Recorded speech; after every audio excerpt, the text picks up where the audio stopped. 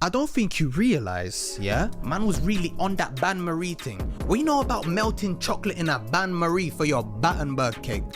Huh? You don't think I can boil some noodles?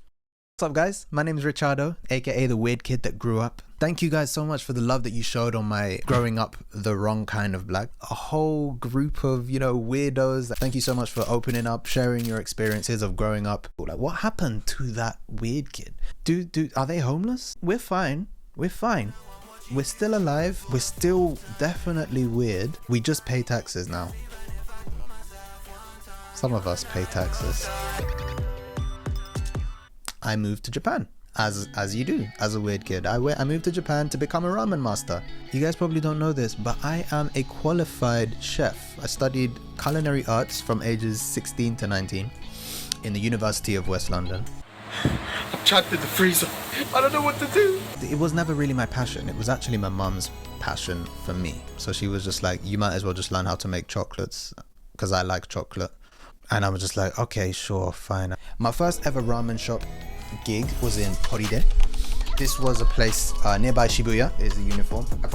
I should have returned this, but they these niggas, bro. I worked in Ippudo, London. Ippudo is a very big chain in Japan, but they've got about 4 branches in London. Man was really cooking up a storm. Now, note I say I'm a qualified chef, not a good one. I was a good cook. I was never a good chef. Being able to cook and simply cook at home is one thing. Being a chef, it requires time management, multitasking, teamwork, working with other people, coordination. Multitasking was my biggest thing. There were so many things that you had to kind of keep tabs on, especially during a busy service. Toride. This is the first job that I applied to. I walked into the interview hella confident. So I just strolled in. I'm just like, yeah.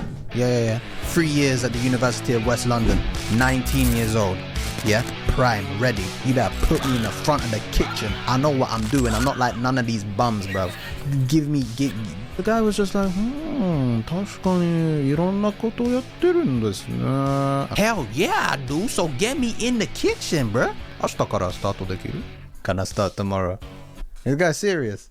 Is this guy? Yes, I can. Actually, you know what? Let me put on the uniform now, so for a more immersive storytelling experience. Oh my gosh, don't look at me. You seen that drip, brother? You seen the ramen drip? Like, disclaimer, the owner of this place, Toride, bitch, bruv. Dickhead, yeah? I hope you see this, yeah? Waste man. You probably can't even understand this, bruv. Omae, kuso yaro, omae. Nani mitten da yo, re? Shinne, hontoni, majide. Psycho, Gigi da. Yeah, so I needed to get that off my chest, bro. There was some unfinished business. Man was really out here whipping up that Gravelax in London, bruv. If man was out here whipping up Gravelax to these English fiends, then I know how to boil noodles. Do you know what I mean? I'm just like, yeah, so my first day, get me on the front lines. Get me on the front lines. I'm here, I'm ready. The boss, he was just like, yeah, come here. Yeah, you're gonna be here. This is your section. And I'm just like, okay. Well, we're standing by the sink. We're gonna be washing some vegetables? And he's just like, no, you're just gonna be washing dishes. And I'm just like, sorry, is this a joke? Wait, no, cause man was really out here whipping up that Gravelax, and I'm just like, you know what? Okay, sure. He's probably just testing my character. Like, you know what? I'll play your little game. I'll go on the dishes. Yeah, sure. I'll be on the noodles by tomorrow. So I whispered to my colleague Hiroki-san. Yeah, and then he's gonna ask. He's gonna let me make ramen tomorrow, right? Like, this is just a little initiation. 明日とかから店長がラーメン教えてくれるよね。リチャード面白いね。なんで？早いなそれ。どういうこと？洗い物とかレジの使い方がマスターしてからラーメンの方に行かせてもらえるか。You funny as hell, dog. Sorry, Hiroki. Yeah? I don't think you realize, yeah? Man was really on that Ban Marie thing. What you know about melting chocolate in a Ban Marie for your Battenberg cake?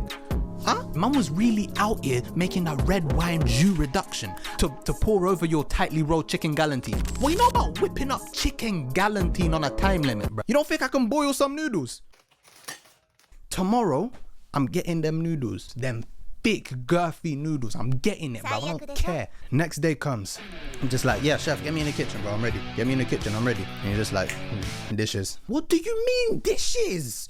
What do you mean? I remember talking to my colleagues. It was like maybe my second or third day. And I was just like, the boss is actually seems like a really nice guy. And they all looked at me like, run, bro.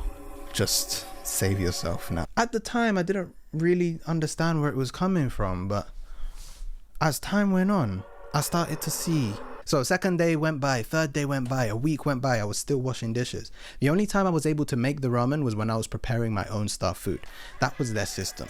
I had to learn some of the techniques and stuff like that. They had this technique that I'd never actually seen before. Typically, you see ramen chefs drop the noodles into the baskets and then put it into the boiling water, right? These guys, imagine dropping noodles into a swimming pool and then just having the noodles roam free. It was just really cool. It was called the chocho, the butterfly technique. So you had to create a current with the spider in order to get the noodles to wrap round into a vortex. It was sick. So the boss actually invited me to try some of the soup, and so that I could maybe prepare it in the future. And when I tried it, I made the mistake of saying, "Usui ne." I said it was bland. Now, in my defense, I only said that because it was true.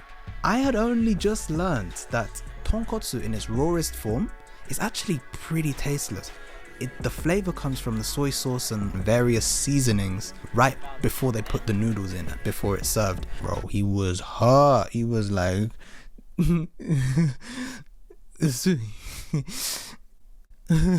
that probably explains why he was a bit of a dick to me from that point onwards. Working in this ramen shop was the first time that I got exposed to Japanese culture. I often ended up in me getting belittled, being made to feel like an idiot for just thinking in a different way. Yeah, let me give you an example. If you've lived in Japan, you know that Japan is full of rules for the sake of keeping order. And a lot of the time, these rules don't necessarily have an active purpose. Now, Japan doesn't really tolerate people questioning the rules. You just do the thing. Don't question the rules. They're there because they're there. So I might have asked, hey, what is this rule for? Or why do we do it? Because I can't necessarily see the benefit behind doing it. And their answer would be, それはルールだから。あとたまにね、あっちの方にも見てね。うっす。はい、なぜかを聞いてもいいですか？それはルールだから。どんなルールですか？あっちに見ろっていうルール。何のためのルールですか？ちょっと意味わからんぞ。From what I'm seeing, it's slowing us down, and it doesn't seem to make a difference to the quality of what we're preparing here. キッチンにさ、右足から入るのは必要だからやってみて。グッド。そしたらみんなに今日も一日よろしくお願いしますって必ず言う。今日も一日よろしくお願いします。心込めて大声で。今日も一日よろしくお願いします。お願いします。完璧。だから最初からやって。If that's their culture, fine, you know, I can get over it. It's not that big of a deal. But one of the biggest culture shocks that I had, my boss had asked me to transfer the rice from a big bucket into the rice cooker because we were cooking a new batch of rice. So I emptied the rice from the bucket into the rice cooker. My boss looks into the bucket where the rice originally was, and he was just like, 米は10個も残ってるじゃん。これをどうするつもりだったの？なんか普通に捨てようと思う。大丈夫なのかな、リチャード、頭は。oh, Richard, no. I was looking at me like I was mentally ill. And this nigga started counting the rice grains that were still out at the bottom of the barrel from a massive bucket. So to me, it was empty. I now know that, you know, it's part of Asian culture to respect individual rice grains. They actually hold a lot more importance to individual rice grains than we do in the West. But the way this guy came at me talking about, oh, is your head okay? 30 grains in there? Oh my God, is this, do all you monkeys do this? There was one more instance where I was washing dishes. It's commonplace to say arigatou gozaimasu to every customer that leaves the restaurant. Ramen is fast paced. It's until 3-4 a.m. You're running around all over the place. You're serving customers, taking payments and washing the dishes all at once. The two customers were paying for their ramen and about to leave. They had just made their payments and I said arigatou gozaimasu, and the boss looked at me and he was just like, Richard, he called the customers back. He was just like, すいません、ちょっと戻ってきてください. Told me to turn my body 180 degrees. He's like, Richard, ちゃんとありがとうございますって。I said thank you. And he was just like, yeah, もうちょっと大声で目を見て、ありがとうございますって。And I'm just like, are you serious? To me, it just looked like he was trying to say, look at how I trained this say thank you. And from that day onwards, I was just like, I can definitely see what my colleagues were warning me about. Like, I was only at this place for a few weeks until my mum called me and told me that my grandma had just gotten terminally ill. Barely had any savings of my own, so I kind of made myself broke for a ticket back to London. I told him that I'm sorry I left abruptly, but I really need a job for when I come back to Japan. And he was just like, you know what, let me know what hours you want to work and we'll sort something out for when you get back. And I'm just like, oh, thank you so much.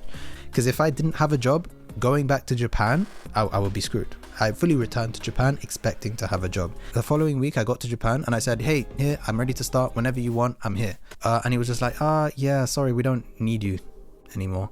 And I'm just like, but didn't you say that you could give me the hours? Like, and he was just like, yeah, I know, but yeah, sorry, we'll let you know if anything becomes available. I was actually shocked. I know he doesn't really have any real obligation to me, but you know, in terms of like human decency, human etiquette, he implied that I had a job, allowed me to come back to Japan, and then told me that he didn't want me anymore. So as far as he knows, he completely screwed me over. If I wasn't lucky enough to be with my granddad, like 100% I would have ended up homeless because that's how low my funds were. This bro. Thank you so much, my weird kids, for watching. I love you guys. Take care and good night. Man was really out here on job. What you know about running out of prawns? What you know about running out of prawns?